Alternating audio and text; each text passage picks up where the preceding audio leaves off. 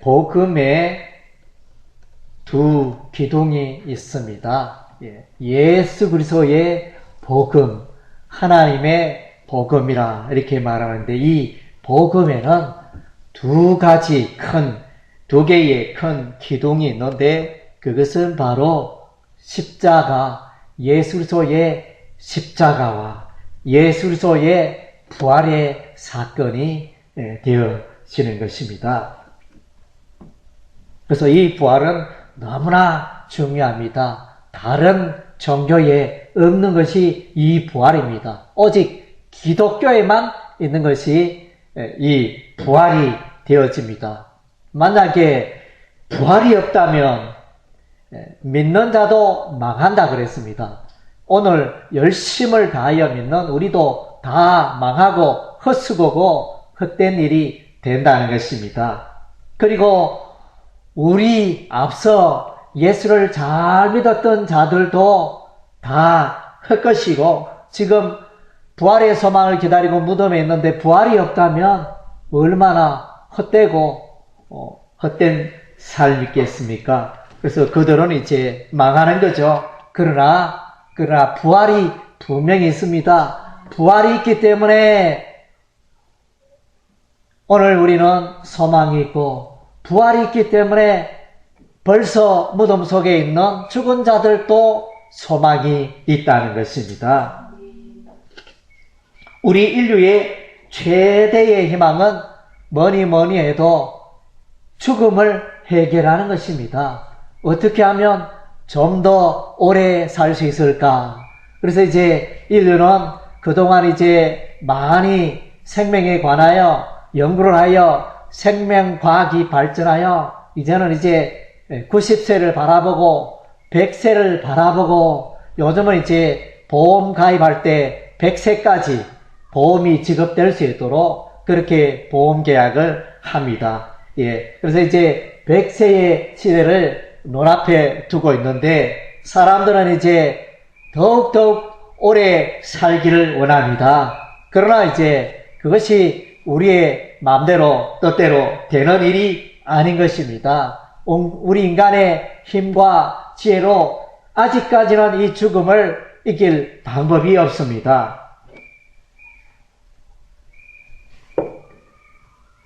성경 말씀에 보면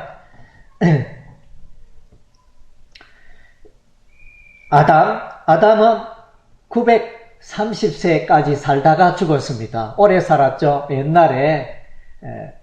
옛날의 사람들은, 오래전의 사람들은 930세까지 살고, 셋도 912세까지 살다가 죽었고, 에노소도 905세까지 살다가 죽었고, 게남도 910세까지 살다가 죽었고, 마할랄렐도 895세까지 살다가 죽었고, 야렛도 962세까지 살다가 죽었고, 그런데 그 다음에 야렛 다음에는 에녹입니다. 에녹인데, 에녹은 죽었다는 표현이 없습니다. 300년 동안 하나님과 동행하다가 하나님께서 에녹을 데려가시니라, 이렇게 기록하고 있습니다. 이것은 무엇을 의미합니까?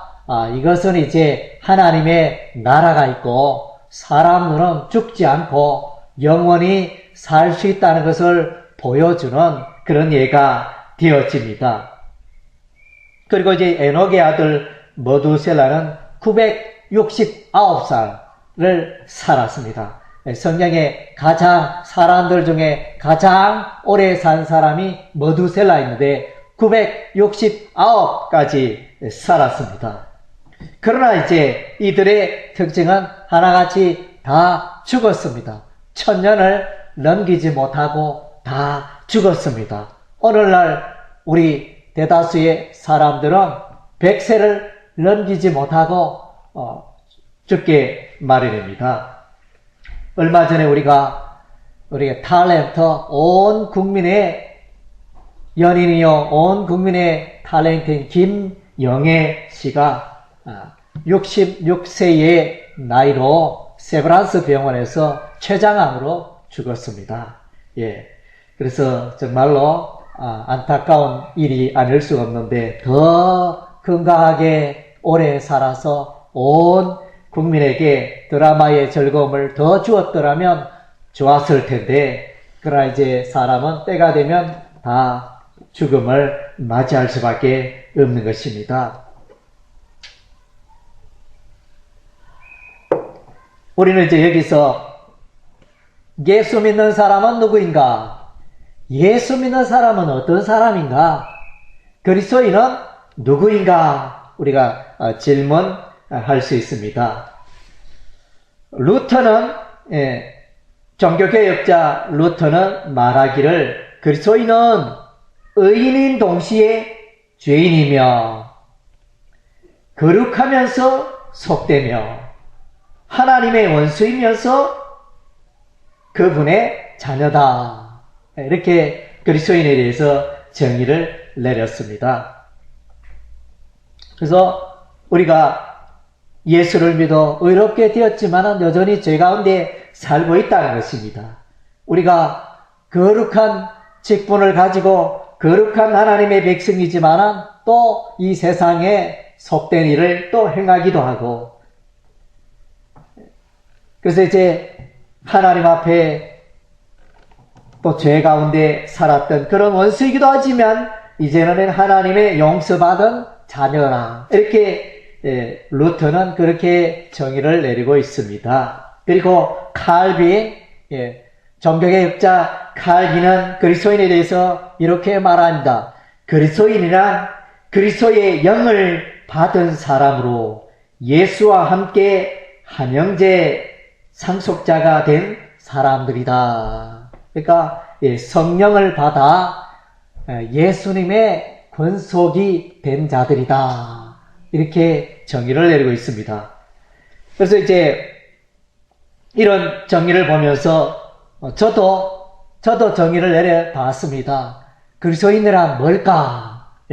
그리스도인은 그리스도의 십자가 죽음과 부활을 믿고 기쁨과 소망 가운데 살아가는 자이다. 그래서 십자가와 부활을 믿고 그것 때문에 기뻐하고 소망 가운데 살아가는 사람이 그리스도인이다. 저는 그렇게 정의를 내려봅니다. 제가 이제 몇 년 전에 길거리에서 전도하다가 어떤 과일 장사와 이제 이야기를 하게 되었습니다. 예수 믿으세요. 이러니까 이 사람은 이제 전도 하는 것에 대해서 대단히 불만을 가진 그런 사람이었습니다. 그래서 좀 무덤덤하고 보통 이제 예수 믿으세요. 또 전도지를 건네면 또 이제 표정을 좀 바꾸어 가지고 좀 밝은 얼굴로 대하고 전도지입니까?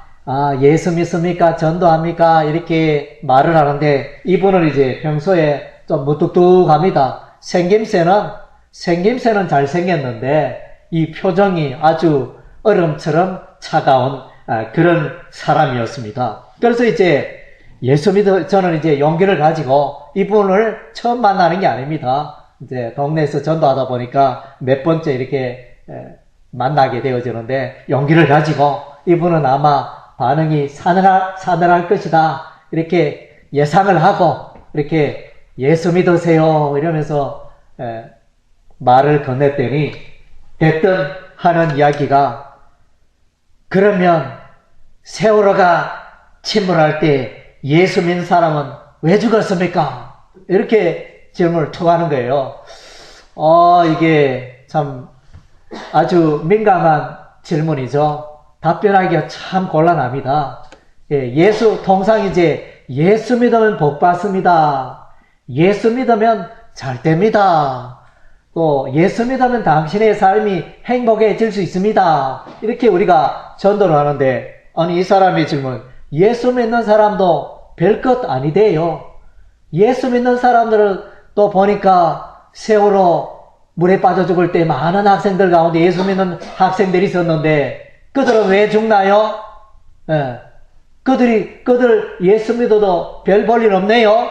이렇게 질문하니까 정말로 참으로 이렇게 난감했습니다. 그래서 이제 저는 이렇게 질문했습니다. 그때는 하도 이제 세월호 때문에 민감한 그런 타이밍이었기 때문에 하나님의 뜻과 계획을 인간이 알지 못할 때도 있습니다. 이렇게 말하고, 그것 하나님께서 어떤 계획을 어떤 뜻으로 세월호 안에 예수 잘 믿는 학생이 죽도록 그렇게 방치하셨는지 그건 저도 잘 모르겠습니다. 그렇게 이제 대답을 했습니다. 대답을 했지만은 정말로 마음이 편하지 않았습니다.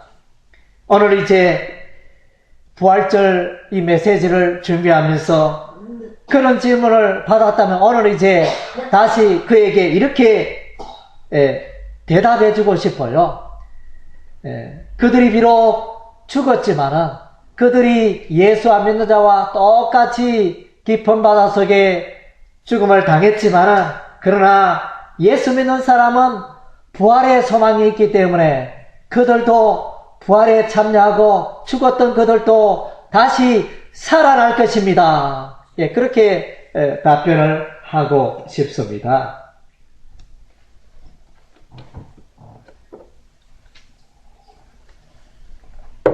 예수님이 죽었다가 다시 살아나셨습니다. 이것은 이제 대단히 모순적입니다.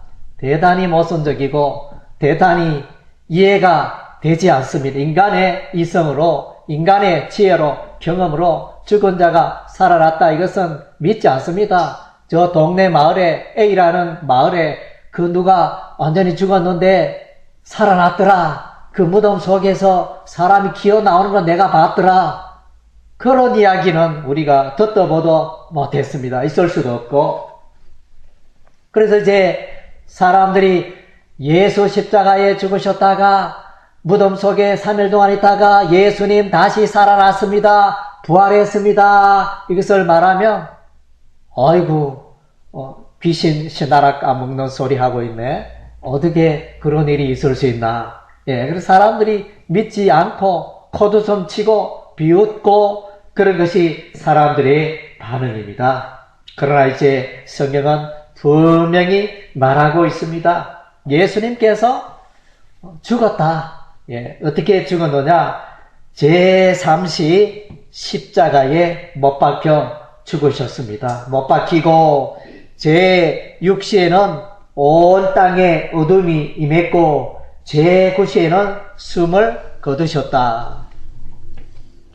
그래서 약 2000년 전에 예수님께서 분명히 죽으셨습니다. 그래서 예수님 십자가에 죽으실 때 엘리 나마 사막다니, 이것은 이제 나의 하나님 어찌하여 나를 버리시나이까. 하나님 아버지께서 그의 사랑하는 아들을 십자가에 못 박고 죄의 형벌을 받게 하신 것입니다. 그리고 예수님 십자가에 매달려서 아버지여 저희를 사하여 주옵소서, 자기 하는 것을 알지 못하나이다. 이렇게 오히려 십자가에 못 박는 사람들을 위하여 기도하셨습니다. 그리고 예수님 십자가에 매달리셔서 아버지여 내 영혼을 아버지 손에 부탁하나이다. 이렇게 하시면서 숨을 거두었고 또 예수님께서는 다 이루었다. 이렇게 선언하셨습니다. 예수님께서 이 땅에 오신 것은 하나님의 목적과 하나님의 뜻을 이루기 위하여 사명을 가지고 이 땅에 오셨는데 예수님은 그 사명을 다 이루셨다 말씀해 주신 것입니다. 그래서 이제 로마 군사가 죽은 예수님의 그 옆구리를 창으로 찔렀더니 예수님의 옆구리에 피와 물이 흘러나왔습니다. 그리고 예수의 시체를 향품과 함께 세마포로 사서 바위 속에 새 무덤에 안장을 했습니다. 그리고 그 바위 속의 무덤의 입구에는 큰 돌로 사람들이 한두 사람은 움직일 수 없는 큰 돌로 그 입구를 막았습니다. 그리고 그 무덤에 그 돌에 인봉을 했습니다. 그래서 아무도 그 돌문을 열지 못하도록 임복을 하여, 그리고 그 앞에 로마 군사들이 철통같이 그 무덤을 지켰던 것입니다. 예, 그랬는데 그럼에도 불구하고 예수님은 살아나신 것입니다. 예, 예수님께서 부활하셨습니다. 그래서 이제 예수님 부활하셨네, 예수님 부활하셨습니다, 이렇게 말하면 이제 여전히 반대하는 사람들이 있습니다. 믿지 않습니다. 예수님, 그것은 예수님이 기절했다가, 예수님이 잠깐 동안, 얼마 동안 기절했다가 예수님 다시 살아났다 이러면서 기절설을 주장하는 사람이 있습니다. 그리고 또 한편으로는 시체 도난설, 예수님 분명히 그 시체가 있었는데 누군가가 그 시체를 훔쳐갔다, 그래서 예수님이 부활한 것처럼 보인다, 이렇게 주장하는 자들도 있습니다. 또 어떤 사람은 이렇게 말합니다. 아니다, 그때 그 당시에 있었던 사람은 환각이 있어서 환상을 보았다, 실제의 사건이 아니고 꿈이나 환상으로 그것을 보았을 따름이고 그것은 실제가 아니었다, 이렇게 주장하는 자들도 있고, 그 다음째 또 이렇게 주장하는 자들이 있습니다. 성경의 기록을 조작하였다, 예수님이 부활하지 않는데 성경에 기록하여 예수님이 죽은 자가 살아난 것처럼 성경에 기록하였다, 이렇게 조작설을 주장하는 이런 일들이 있습니다. 그러나 이제 이것은 다 사실이 아닌 것입니다. 이것은 다 거짓말인 것입니다. 예수님 부활하셨습니다. 예수님이 부활하셔서 막달라 마리아와 다른 마리아들에게 예수님 나타나셨습니다. 막달라 마리아와 다른 마리아가 부활의 현장에 갔을 때 천사가 말합니다. 그가 여기 계시지 않고 그가 말씀하신 대로 살아나셨느냐, 보라, 무덤을 보라, 시체가 어디 있느냐, 이렇게 말씀하시고, 너희는 빨리 갈릴리로 가라, 예수님 살아계실 때 너희가 너희에게 말씀하시기를 갈릴리에서 만나자 하였지 아니하냐, 이렇게 전달받게 되어집니다. 그리고 부활하신 예수님이 맨 처음 7 귀신 들렸는데 예수님께서 쫓아내시고 치료하였던 막달라 마리아에게 맨 처음 부활하신 예수님이 나타나셨습니다. 그리고 마가복음 16장에는 엠마오로 가는 두 제자에게 부활하신 예수님이 동행하셨습니다. 그들의 이야기를 듣고 그들이 십자가 죽음과 그들이 예수의 부활을 이야기하는데 그 곁에서 나타나셔서 동행하나 그들이 예수신 줄 알지 못하고 그런 일이 있었습니다. 그리고 마가복음 16장에 11명의 제자가 모여서 식사를 할 때, 갈릴리 바다에 고기 잡아 식사를 할 때 예수님께서, 부활하신 예수님이, 다시 사신 예수님이 나타나셨습니다. 그리고 예수님께서 제자들에게 나타나셨는데 그때 마침 도마가 없었습니다. 12명의 제자 중에 한 사람인 도마가 없었습니다. 그래서 부활하신 예수님을 만난 제자들이 도마에게 말합니다. 도마야, 죽었던 예수님이 살아났다. 우리가 예수님을 분명히 우리 눈으로 똑똑히 봤다. 이렇게 말하니까 거짓말하지 마라. 어떻게 죽은 자가 살아날 수 있어? 이렇게 믿지 않았습니다.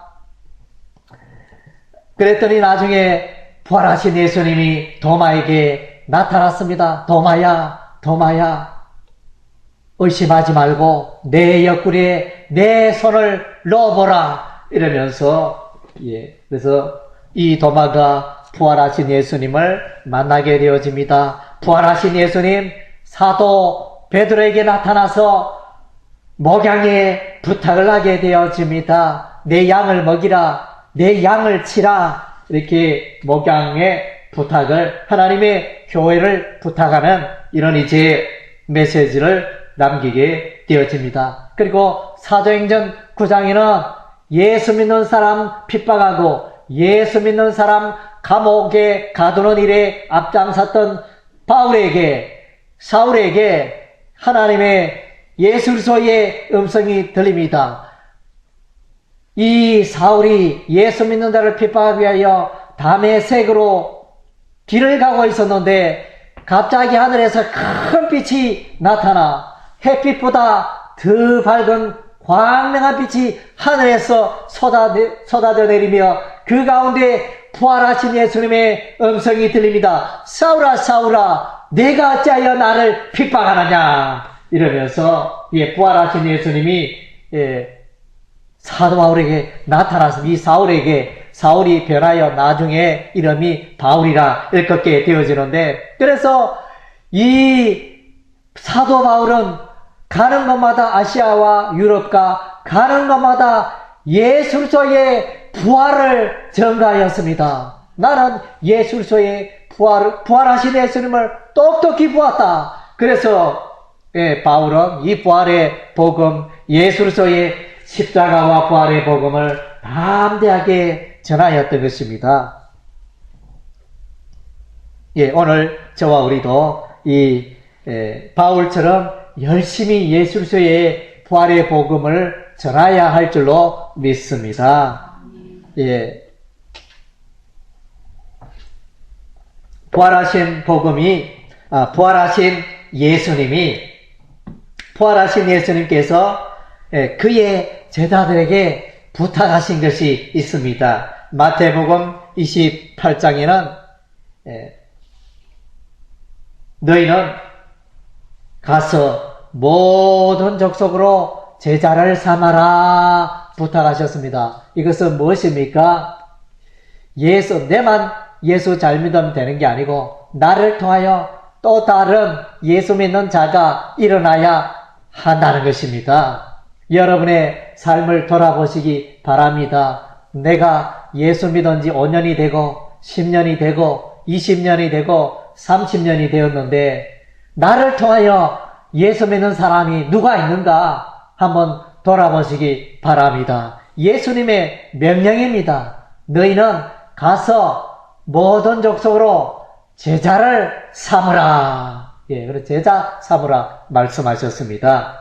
그래서 이제 내가 예수 잘 믿고 나를 통하여 또 다른 사람이 예수를 믿고 내가 예수를 믿고 또 우리의 자녀가 예수 믿게 되어지고 또 우리의 손녀가 예수를 믿게 되어지고 혈통적으로 그렇게 예수 믿는 믿음의 가문, 믿음의 명문 가정이 우리가 되어야겠으며 또 만나는 친척들, 이웃들, 친구들이 예수 믿도록 그들이 나처럼 예수를 믿고 예수님의 제자가 되도록 우리가 도와야 할 줄로 믿습니다. 그리고 이제 마가복음 16장에는 이제 예수님께서 너희는 온 천하 만민에게 복음을 전파하라. 그렇게 명령을 했습니다. 부탁을 했습니다. 그래서 우리는 때를 얻든지 못 얻든지 예수 그리스도의 복음을 전해야 합니다. 부활하신 예수님이 이렇게 아무 말이나 함부로 하지 않았겠죠. 소중한 말, 꼭 필요한 말을 했는데 천하 만민에게 복음을 전파하라. 그래서 이제 선교사들이 세계 각국으로 파송이 되어집니다. 그래서 우리도 복음을 전해야, 예수 믿는 사람은 누구나가 예수 그리스도의 복음을 전해야 됩니다. 나는 겁도 많고 사람들을 두려워하고 대인 기피증이 있고 그러할지라도 입이 있다면 우리가 예수 그리스도의 복음을 전해야 합니다. 그래서 말 잘하는 사람도 있고 담대하게 많은 사람들에게 나타나서 예수 잘 전하는 사람도 있습니다. 그러나 나는 그러하지 못할지라도 한 사람에게, 내게 가까이 있는 사람에게 예수의 복음을 전해야지, 이렇게 다짐하는 여러분 되시기 바랍니다.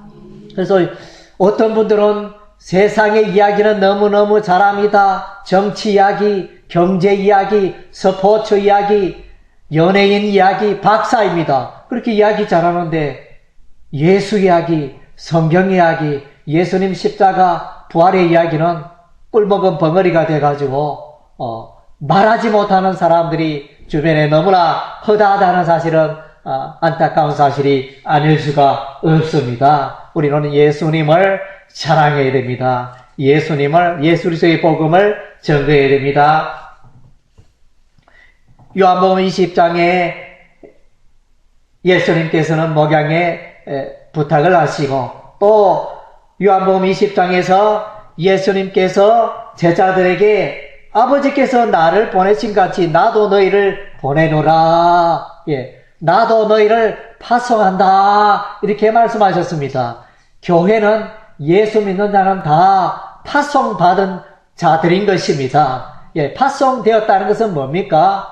예수 믿고 예수님의 제자가 된 사람은 하나님의 일을 하는 사람들입니다. 다 하나님의 사역자인 것입니다. 하나님의 교회를 세우고 하나님의 일을 하고 하나님의 복음을 전하고 예수님께서 그의 제자들에게 그들을 파송하며 그들을 세상으로 보내셨습니다.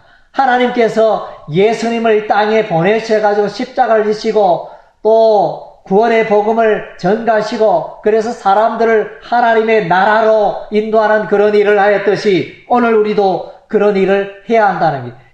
하나님께서 예수를 보내신 것처럼 저와 오늘도 예수 그리스도의 파송을 받아 그러한 일들을 우리가 해야 한다는 것입니다. 우리 가정이 잘 먹고 잘 살고 우리의 자녀가 잘 먹고 잘 살고 예수 믿어서 이만하면 됐지. 그것도 잘하는 거죠. 그러나 이제 우리 주 예수님은 우리의 삶을 통하여 하나님의 교회를 세우고 하나님의 나라를 세우고 예수 이름을 전도하고 십자가와 부활의 복음을 전가하는 그것을 참으로 원하신다는 것입니다. 사도행전 1장 8절 말씀해 보니까 오직 성령이 너에게 임하시면 너희가 권능을 받고 예루살렘과 온 유대와 사마리아 땅끝까지 이르러 내 정인 예수의 정인 하나님의 정인이 되라 말씀하고 있습니다.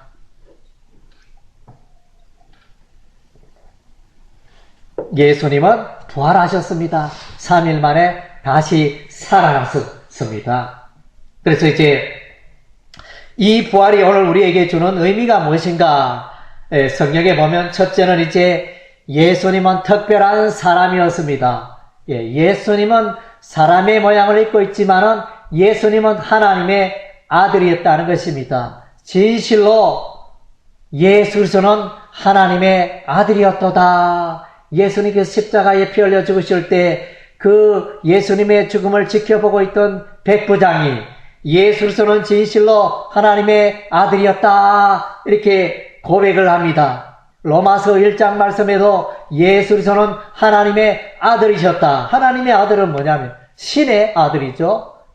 사람의 아들이 아니라 신의 아들로서.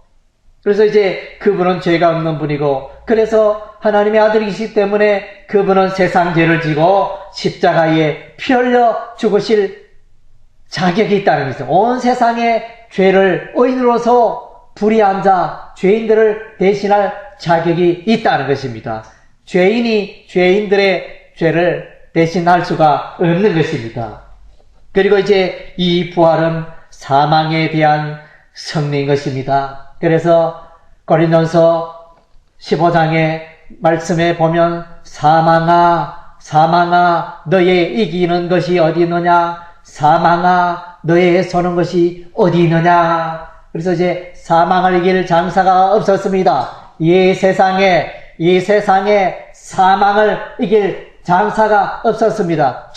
축구 스포츠계 축구를 가장 잘하는 사람은 메시였습니다. 아르헨티나 축구 선수 메시를 당할 자가 없습니다. 그리고 탁구의 전 세계 1인자는 마롱이라는 사람이었습니다. 그를 이길 자가 당할 자가 없는 것처럼 이 사망을 이길 자가 없습니다. 권세 있는 자도 돈이 있는 자도 어떤 사람도 이 사망을 이길 자가 없었습니다. 그런데 예수님이 오셔서 이 사망을 이기신 것입니다. 이것이 예수 부활절의 의미가 되어지는 것입니다. 예수님은 사망 죽음을 이기시고 죄악을 이기시고 마귀를 이기시고 승리하셨습니다. 그리고 이제 예수님을 일컬어 예수 그리스도의 부활의 사건을 일컬어 부활의 첫 열매다. 여러분 이제 감나무에 감이 달리잖아요. 감이 달리기 시작하면 여름철에 감이 요 가지 하나 달리고 저 가지 하나 달리고 처음에는 감꽃이 피겠죠. 감꽃이 피고 그리고 조금 있다가 거기에 감이 달려가지고 하나 둘 셋 넷 이렇게 감이 대롱대롱 나무에 뭐 100개 이상 대롱대롱 감이 달리잖아요. 이것이 부활의 첫 열매라는 의미가 되어집니다. 예수님이 감나무 감처럼 첫 번째 열매가 되었다는 것입니다. 부활의 첫 열매고 그 다음째 성도들이 믿는 자들이 예수님처럼 부활에 하나 둘 셋 이렇게 계속하여 참여하게 되어진다는 것입니다. 그래서 이제 예수님이 부활하셨다 이 말은 이 부활은 영생의 세계에 들어갔다는 것입니다. 더 이상 사망 권세가 지배할 수가 없고 영향을 줄 수 없는 그 세계가 부활의 세계요 영생의 세계가 되어지는 것입니다. 그래서 예수님께서는 나는 부활이요 생명이니 나를 믿는 자는 죽어도 살겠고 살아서 나를 믿는 자는 영원히 죽지 아니하리라. 이 엄청난 선언을 하셨습니다. 그래서 예수 믿는 자와 예수 안 믿는 자의 차이가 무엇입니까? 예수 믿는 자는 부활에 참여하고 영생의 그 나라를 소유하게 되었다는 것입니다. 그래서 부활은 곧 영생의 삶을, 영생의 기쁨을 누리는 것을 말하는 것입니다. 그래서 부활에 참여하게 되어지면, 달이 저는 자도 더 이상 달이 절지 않게 되어집니다. 그래서 또 여러 가지 당뇨, 질병, 여러 가지 우리 인간이 고칠 수 없는 희귀 질병으로 고통당하는 사람들이 많은데 그 모든 질병에서 치료가 되고 건강케 되고 다시는 그러한 아픔과 질병과 고통과 슬픔이 없는 것이 부활의 세계가 되어지는 것입니다. 그래서 이 신령한 몸이 되고 강한 몸이 되어서 다시는 죽음을 맞이 않는 그런 기쁨을 누리게 되어지는 것입니다. 그리고 이제 부활의 의미는 부활하신 예수님이 오늘 우리와 함께 하신다는 것입니다. 여러분의 삶 속에 여러분의 곁에서 예수를 쪽에서 동행하여 주시고 여러분의 삶을 인도하여 주셔서 영생의 길로 천국의 길로 우리의 삶을 복되게 하신다는 것입니다. 그래서 여러분의 삶 속에 예수님의 부활은 곧 나의 부활이다. 예수님이 부활하셨기 때문에 나도 곧 부활한다. 이 땅에서는 수고하고 고생하고 초라하고 볼품없고 사람들이 알아주지 않는 그런 인생이지만은 그러나 내게는 부활의 소망이기 때문에 예수님 재림하는 그날에 내가 부활에 참여하여 영생 복락의 그 세계로 들어가게 될 것이다. 그 소망을 가지고 늘 기뻐하고 평강을 누리고 부활의 소망 가운데 살아가는 여러분의 삶이 되시기를 주의 이름으로